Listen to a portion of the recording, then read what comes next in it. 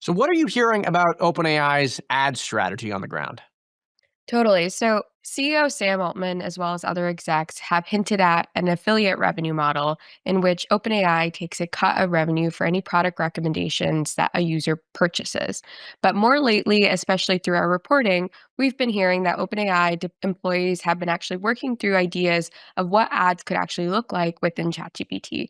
For instance, employees have discussed tweaking the AI models to be able to show sponsored information as a priority to within the results. For example, if you're searching for mascara recommendations, a Sephora ad might pop up, as well as actually just making mock-ups for what ads would look like within ChatGPT.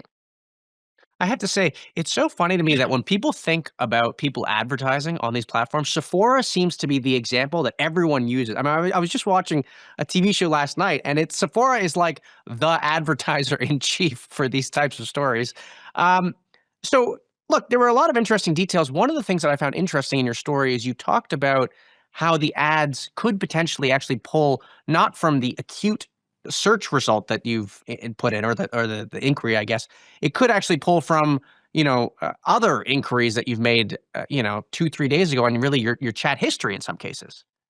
It's more that the chat history and like the preferences that you indicate through your chats will be a way to be able to personalize, for example, a specific ad to you. So I believe that the ad effort is still super early. So it's not clear in terms of whether or not, for example, if you search something a few days ago, if it'll pop up again, but more that the chatbot knows the different types of information about you. And so if, for example, you're searching for a trip to go to Spain and it recommends you to go to Sagrada Familia and a user is interested, then perhaps, for example, ChatGPT might present a sponsored information link to Sagrada Familia as that secondary step.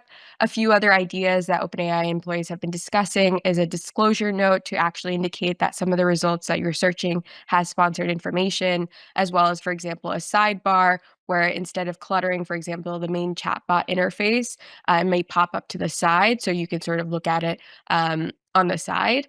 And then this is primarily on sort of what the user interface would look like for users. But then on the model side, you need to make sure that the model can actually capture that sponsored information. So it will basically prioritize sponsored information for example, in that Spain example, and then be able to pop up, for example, anything that is sponsored to show that within the results themselves. It is kind of interesting to me, again, thinking about the way they're doing ads. They're sort of, in some ways, it's the Google ad model where, like we said, it's depending on what you search. Like you said, in other cases, it's a little bit more like social media, like Instagram. It's like it's an amalgamation of all the things that you've been searching for, and them being able to target ads. So it is kind of interesting to see how they're thinking about things.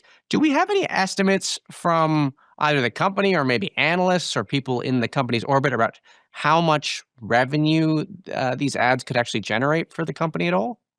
Totally. So according to revenue projections from over the summer, the company had actually shared that they expect to make about $110 billion through 2030 from free user monetization. So free user monetization, it basically hints at ads. This is revenue from any non-paying users.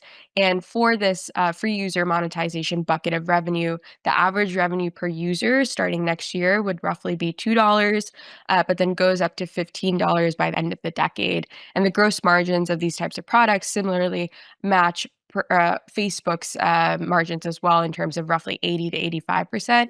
And so our understanding is that ads, for example, would fall within this free user monetization bucket. What about shopping? How's that going over at OpenAI? Shopping is an area that OpenAI has been pretty forward with in terms of sharing with merchants and sharing externally with folks versus they've been more quiet about, for example, ads. So some of the shopping efforts that OpenAI has launched so far are, for example, apps partnerships with companies like Zillow and DoorDash, where as a user, you can actually chat to be able to have home delivery directly to you or look for a house in San Francisco, for example.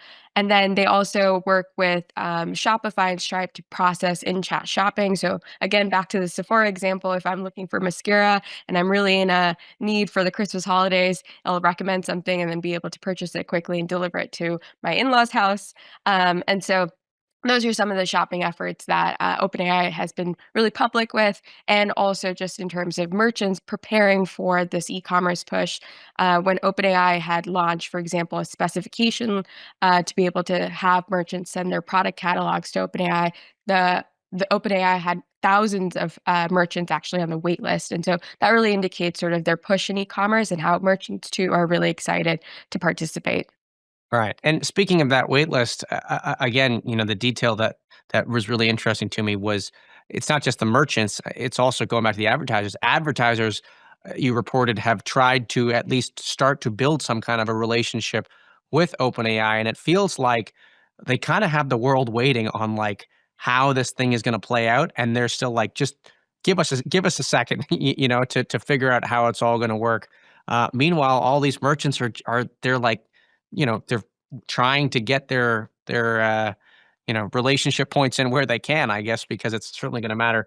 Um, Let me ask you a quick question before we go. How much risk do you think ads might have to the ChatGPT user experience? You use a platform, I use it.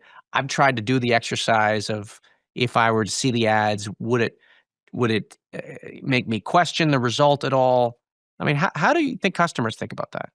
Totally. I think this is the real big question about how do we not lose users' trust? And I think that's why OpenAI has been so slow and early and experimentative with their approach, because our reporting essentially shows that the format that these ads could show up in ChatGPT would have to be totally different from, for example, how it shows up in Facebook or Instagram. And so this type of new experience would require a lot of effort and experimentation.